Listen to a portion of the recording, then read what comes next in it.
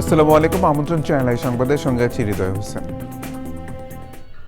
বিস্তারিত সংবাদের শুরুতেই জানিয়ে দিচ্ছি ফ্রেশ আটা ময়দার সুজি সংবাদ শিরোনামগুলো।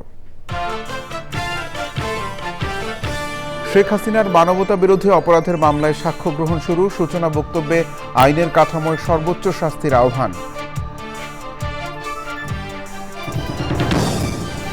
তারুণ্যের প্রথম ভোট ধানের শীষে দিতে তারেক রহমানের আহ্বান, জনগণের জীবনযাত্রার মান উন্নয়নে গড়ে ওঠার তাগিদ। নতুন সংবিধান, সেকেন্ড রিপাবলিক সহ এনসিপির ২৪ দফা ইশতেহার, জুলাই অভ্যুত্থানের স্বীকৃতি ও গণহত্যার বিচার দাবি। এবং বিশিষ্ট পরমাণু বিজ্ঞানী অধ্যাপক এম শমশের আলীর দাফন সম্পন্ন, কর্মের মাধ্যমে অমর থাকবেন বরেণ্য এই ইসলামী চিন্তাবিদ, বললেন বিশিষ্টজনেরা।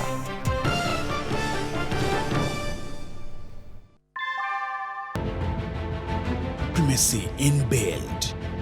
German technology, Bangladesh's first Thermix rod. Salam Steel Thermax.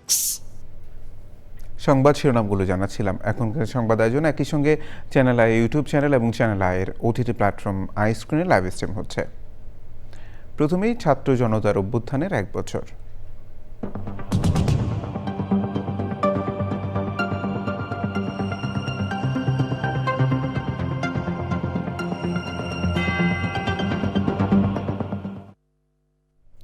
July আগস্টে গণঅভ্যুত্থানের সময় ব্যাপক হত্যাকাণ্ড সহ মানবতা বিরোধী অপরাধের মামলায় ক্ষমতাচ্যুত প্রধানমন্ত্রী শেখ হাসিনা সহ ৩ জনের বিরুদ্ধে সূচনা বক্তব্য ও সাক্ষ্য গ্রহণের মধ্য দিয়ে আনুষ্ঠানিকভাবে বিচার শুরু হয়েছে।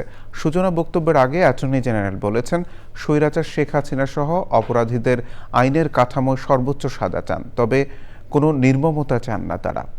চিফ প্রসিকিউটর সূচনা বক্তব্যে বলেন, শেখ হাসিনার নির্দেশে সংঘটিত মানবতা বিরোধী অপরাধের অকাট্য প্রমাণ প্রসিকিউশনের কাছে আছে। মাজহুর লোকমান্নার রিপোর্ট।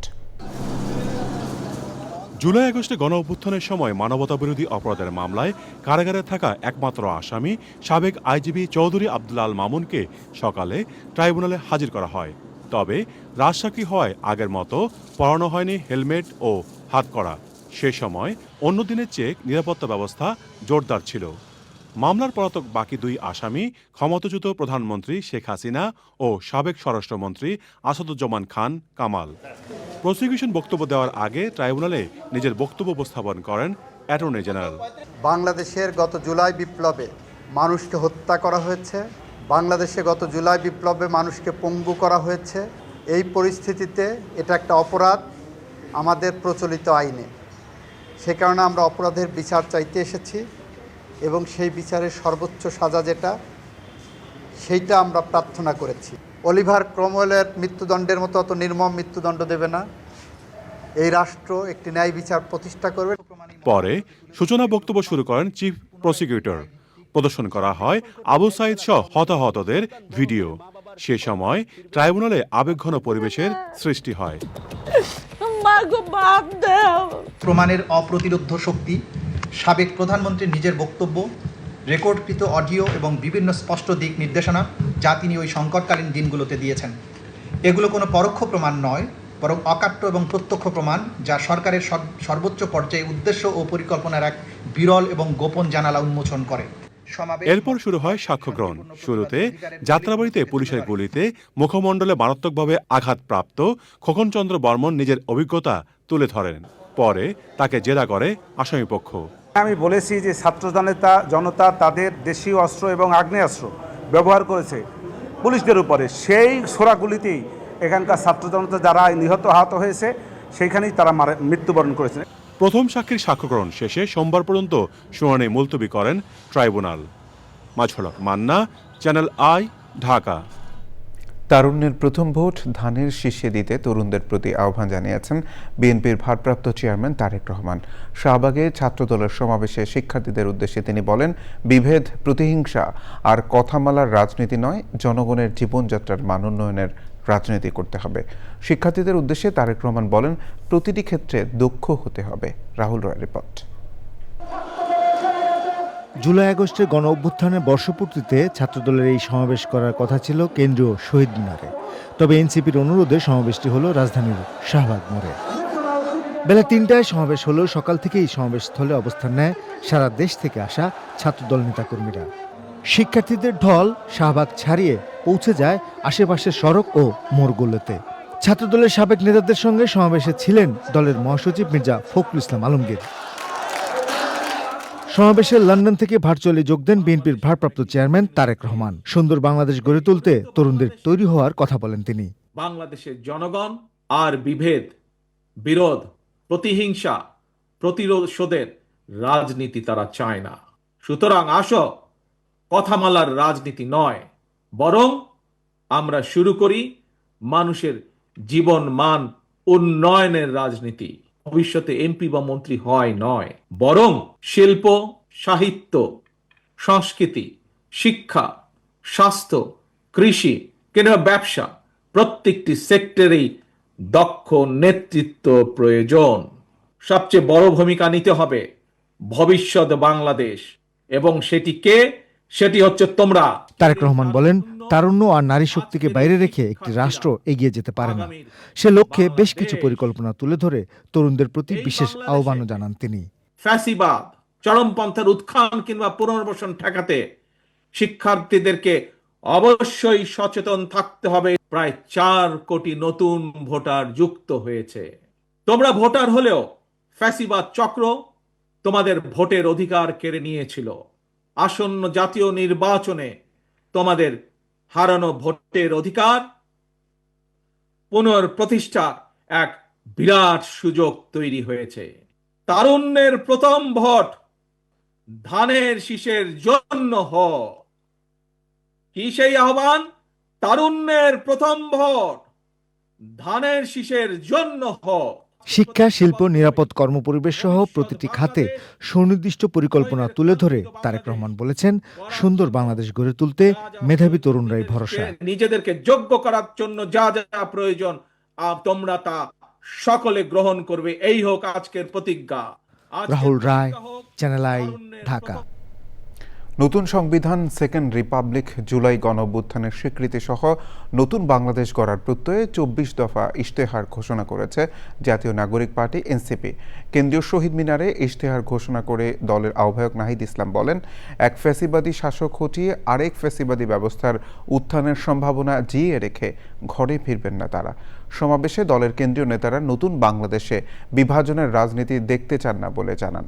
রিয়াজ ইসলামকে সাথে নিয়ে তাফিমুল ইসলামের রিপোর্ট। নতুন বাংলাদেশের ইশতেহার ঘোষণা, জুলাই ঘোষণাপত্র ও সনদের দাবিতে কেন্দ্রীয় শহীদ মিনারে জাতীয় নাগরিক পার্টির সমাবেশ শুরুর আগেই মিছিল নিয়ে সমবেত হন সারা দেশ থেকে আসা নেতাকর্মীরা। জুলাই আন্দোলনের শহীদ সদস্যদের পরিবারের পাশাপাশি আহত যোদ্ধারাও ছিলেন সমাবেশে। কেন্দ্রীয় নেতারা দেশের বিভিন্ন সেক্টর সংস্কার পরিবর্তন নিয়ে বক্তব্য দেন। এ সময় আগামী সরকার গঠনে প্রতিটি কর্মীকে মাঠে থাকার আহ্বান জানান তারা। আমরা সকলের জন্য সার্বজনীন শিক্ষা ব্যবস্থা আনবো, এই প্রতিজ্ঞা আপনাদের সামনে করছি। আমরা বলবো, যেখানে বাঙালি আমার, যেখানে মুসলমান আমার, যেখানে বাংলাদেশিরা আমার, সেখানেই সীমান্ত আমার। ইসলামের পক্ষ থেকে যে কর্মসূচি ঘোষণা করা হবে, সারা বাংলাদেশে কর্মসূচির মধ্য দিয়ে এই শহীদ মিনার থেকে ইনশাআল্লাহ আমরা পার্লামেন্টে গিয়ে সরকার গঠন করব। টেকনাফ থেকে তেতুলিয়া, রূপসা থেকে পাথুরিয়া, এনসিপির একটা নেতা কর্মীর দিকে যদি কেউ চোখ তুলে তাকায়, আমরা তাকে রাজনৈতিক ভাবে মোকাবেলা করব। যে সংবিধান একটা দলের সংবিধান ছিল, যে সংবিধানের ড্রাফট আরেকটা দেশ থেকে পাস হয়ে এসেছে, সেই মুজিববাদী সংবিধান এই বাংলাদেশে আর আমরা থাকতে দিতে পারি না। নতুন যে বাংলাদেশের স্বপ্ন আমরা দেখি, সেই বাংলাদেশে আমরা আর বিভাজনের রাজনীতি দেখতে চাই না। 24 দফা ইশতেহার ঘোষণা করে এনসিপির আহ্বায়ক নাহিদ ইসলাম আগামীর বাংলাদেশের বার্তা দেন। ফ্যাসিবাদী সরকারের পতন হয়েছে, বন্দোবস্তের বিলোপ আমরা ঘটাতে পারিনি। বাংলাদেশে আমলাতন্ত্রকে দলীয়করণের মাধ্যমে শোষণের হাতিয়ার হিসেবে ব্যবহার করা হয়েছে। আমরা প্রশাসনের সকল প্রকার রাজনৈতিক হস্তক্ষেপ বন্ধ করব। সমাবেশে এনসিপি নেতারা বলেন, সরকার পতনের এক দফার প্রকৃত ঘোষক দেশের জনগণ এবং অভ্যুত্থানকারী ছাত্র জনতা। জাতীয় নাগরিক পার্টির নেতারা বলছেন, আগামীর বাংলাদেশ বিনির্মাণে এই ইশতেহার অনেকটুকুই নির্বাচনী ইশতেহার। এতে বাংলাদেশ বিষয়ে দলটির ধারণা একবারে তুলে ধরা হয়েছে বলে মনে করেন দলটির নেতাকর্মীরা। কেন্দ্রীয় শহীদ মিনার থেকে তাফহিমুল ইসলাম, চ্যানেল আই। এবার অন্যান্য সংবাদ। বিশিষ্ট পরমাণু বিজ্ঞানী, শিক্ষাবিদ, বাংলাদেশ উন্মুক্ত বিশ্ববিদ্যালয়ের প্রতিষ্ঠাতা উপাচার্য এমিরিটাস অধ্যাপক ডক্টর এম শমশের আলীর নামাজে জানাজা বাদ জোহর ধানমন্ডি বাইতুল আমান জামে মসজিদে সম্পন্ন হয়। পরে আজিমপুর কবরস্থানে দাফন করা হয় এই বিশিষ্ট ইসলামী চিন্তাবিদকে। শনিবার সন্ধ্যায় তিনি অসুস্থ হয়ে রাজধানীর একটি হাসপাতালে ভর্তি হন। রাত 3:30টায় শেষ নিঃশ্বাস ত্যাগ করেন বরেণ্য এই পরমাণু বিজ্ঞানী। শহীদুল্লাহ রাজ্যর রিপোর্ট। আসুন আমরা কোরআন বুঝে পড়ি। ঢাকা বিশ্ববিদ্যালয়ের পদার্থবিজ্ঞান বিভাগের সাবেক অধ্যাপক, বাংলাদেশ বিজ্ঞান একাডেমির সাবেক সভাপতি, বিশিষ্ট পরমাণু বিজ্ঞানী, শিক্ষাবিদ, গবেষক ও Islamic scholar doctor M Shamsher Ali জোহরের নামাজের পর ধানমন্ডির বাইতুল আমান জামে মসজিদে এই গুণীজনের জানাজার নামাজে যোগ দেন বিভিন্ন শ্রেণীপেশার মানুষ। স্বজনরা জানিয়েছেন, সব সময় মানব কল্যাণের চিন্তা করতেন অধ্যাপক ডক্টর এম শমশের আলী। তার আত্মার মাগফিরাতের জন্য দেশবাসীর কাছে দোয়া চেয়েছেন পরিবারের সদস্যরা। তিনি সবসময় চেষ্টা করেছেন মানুষকে বিলিয়ে দিতে, জ্ঞান বিলিয়ে দিতে। তার মাগফিরাতের জন্য দোয়া করবেন। বিশিষ্ট জনরা বলছেন, বরেণ্য এই শিক্ষাবিদ তার কর্মের মাধ্যমে অমর হয়ে থাকবেন। অপম জনগোষ্ঠী, দরিদ্র জনগোষ্ঠী, পিছিয়ে পড়া জনগোষ্ঠী এবং শিক্ষা থেকে বঞ্চিত ঝরে পড়া জনগোষ্ঠীকে উনি শিক্ষার আলো দেওয়ার জন্য উনি বাংলাদেশ উন্মুক্ত প্রতিষ্ঠা করেছেন। এটা একটা বিশাল অবদান। বিজ্ঞানী, শিক্ষক এবং অভিভাবককে হারিয়েছি। এই শূন্যতা পূরণ হবার নয়। বিজ্ঞানের সঙ্গে ইসলামের যে সমন্বয়, ধর্মীয় মূল্যবোধের প্র্যাকটিস, ওনার কাছ থেকেই শিক্ষা হয়। সৃষ্টির রহস্য উদ্ঘাটনে কি থিওরি দিয়ে বোঝানো যায়, ইসলাম ধর্মে যে কথাটা বলে, এগুলো যে ফ্যাকচুয়াল অ্যান্ড ভেরিফাইড সায়েন্টিফিক্যালি সেটা প্রচার করতে। ওনার মতো একজন মানুষকে হারিয়ে বাংলাদেশ আজকে অনেকটাই রিক্ত। আজিমপুর কবরস্থানে চিরনিদ্রায় শায়িত হয়েছেন এই শিক্ষাবিদ। Shahidullah Raju, channel I, Dhaka. সংবাদের এই পর্যায়ে বিরতি নিচ্ছি, আর বিরতির পর জানিয়ে ফিরছি। গাজায় ইসরায়েলি হামলায় ত্রাণ সংগ্রহ করতে গিয়ে 38 জন সহ 62 ফিলিস্তিনি নিহত, অনাহারে আরও 7 মৃত্যু।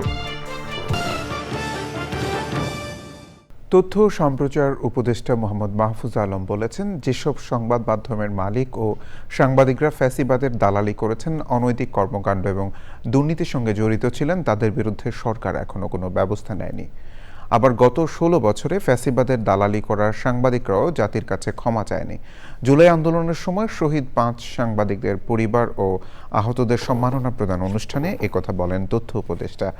সাংবাদিক কল্যাণ ট্রাস্টের এমডি এম আবদুল্লাহর সভাপতিত্বে অনুষ্ঠানে বিশেষ অতিথি ছিলেন প্রধান উপদেষ্টার প্রেস সচিব শফিকুল আলম। আমাদের সাংবাদিক ভাইরা বোনরা তো বসে নাই, তার এডিটর হয়তোবা গণভবনে যে চুরি চামারির হিসাব নিচ্ছে, আর একটা কীভাবে পূর্বাচলে প্লট কামানো যায়, একটা ব্যাংকের ডিরেক্টর হওয়া যায়, বা কোনো একটা পাওয়ার প্ল্যান্টের সে একটা লবিং করা যায়, এই ধান্দায় সেখানে যাচ্ছে। কিন্তু সে কিন্তু তার জার্নালিজমের জায়গাটা সে ছাড়ে নাই। আমরা চেষ্টা করছি যে শ্রম মন্ত্রণালয়ের সাথে কথা বলে, বা আরও কয়েকটা মিনিস্ট্রি জড়িত, তাদের সাথে কথা বলে আমরা এটা 9th ওয়েজ বোর্ড বাস্তবায়নের কাজটা আমাদের সময়ে শেষ করে দিয়ে যাওয়া। একটা হাউসের মালিকানা দেখা যাচ্ছে একটা কোম্পানির কাছে বা একটা গ্রুপ অফ কোম্পানিজের কাছে, কিন্তু যদি ওখানে সাংবাদিকদের মালিকানা দেওয়া হয়, তাহলে যেটা হয় যে এক ধরনের ভারসাম্য তৈরি হয়, এক ধরনের নিরপেক্ষতা তৈরি হয়, এবং এক ধরনের সাংবাদিকরা একটা এম্পাওয়ার্ড ফিল করে। তো ওটা আমরা পর্যালোচনা করছি, এটাকে আসলে মালিকানার, এটাও বিভিন্ন দেশে এই পদ্ধতি আছে। এই মালিকানা অংশ বা যারা কর্মরত সাংবাদিক আছে তাদের জন্য কোনোভাবে মালিকানা বা অন্য কোনো সুবিধা রাখা যায় কিনা। আমিন জুয়েলার্স আন্তর্জাতিক সংবাদ।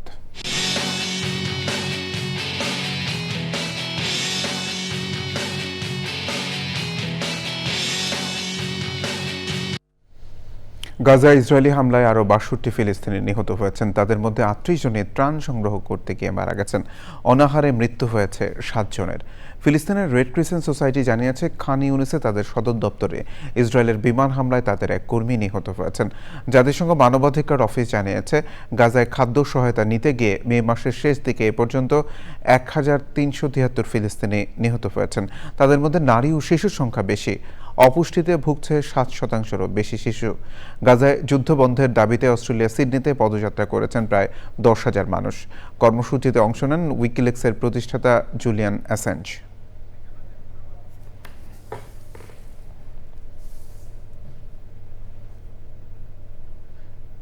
এক্সিম ব্যাংক বাণিজ্য সংবাদ।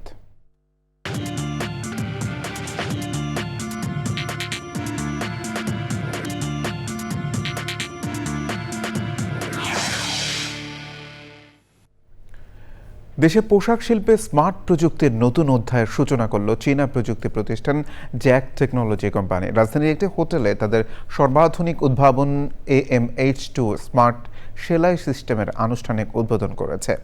উদ্বোধনীতে ছিলেন BGMA এর সভাপতি মাহমুদ হাসান বাবু, জ্যাক টেকনোলজির চিফ প্রোডাক্ট অফিসার ইয়ংমিং জু এবং চিফ মার্কেটিং অফিসার ওয়েন জিন ইয়ান।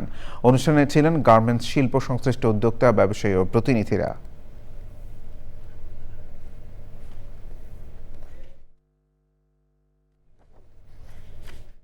সংবাদে আবারও বিরতি নিচ্ছি, আর বিরতির পর জানিয়ে ফিরছি।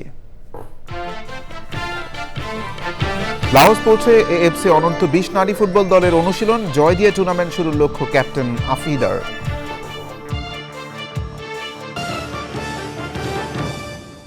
সচিবালয়ের নাম পরিবর্তন করে মন্ত্রণালয়ে রাখার দাবি জানিয়েছেন বিএনপি চেয়ারপারসন বেগম খালেদা জিয়ার উপদেষ্টা মোয়াজ্জেম হোসেন আলাল।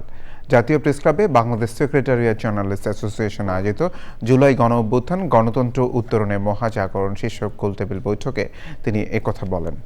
জেপসের সভাপতি রিয়াজুর রহমান রিয়াজের সভাপতিত্বে বক্তব্য দেন জেপসের সহসভাপতি নুরি আলম বর্ষণ, সাংগঠনিক সম্পাদক রুমাজ্জল হোসেন রুবেল, দপ্তর সম্পাদক কামরুল হাসান, সদস্য মেহেদি হাসান সহ অন্যরা। খেলার খবর।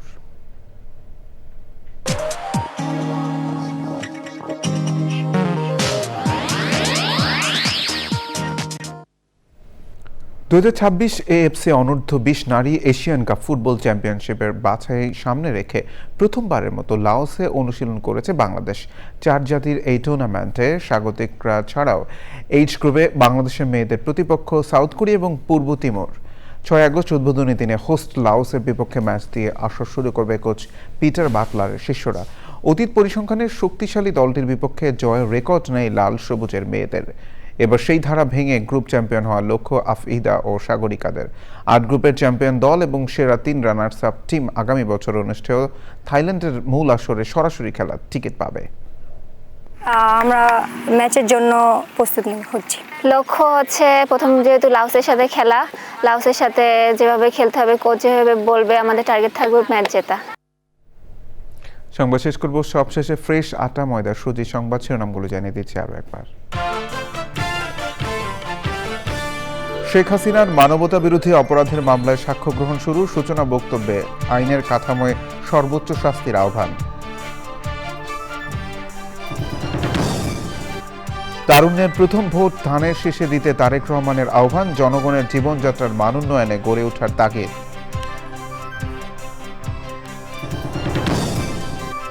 নতুন সংবিধান, সেকেন্ড রিপাবলিক সহ এনসিপির 24 দফা ইশতেহার, জুলাই অভ্যুত্থানের স্বীকৃতি ও গণহত্যার বিচার দাবি। এবং বিশিষ্ট পরমাণু বিজ্ঞানী অধ্যাপক এম শমশের আলীর দাফন সম্পন্ন, কর্মের মাধ্যমে অমর থাকবেন বরেণ্য এই ইসলামী চিন্তাবিদ, বললেন বিশিষ্টজনরা।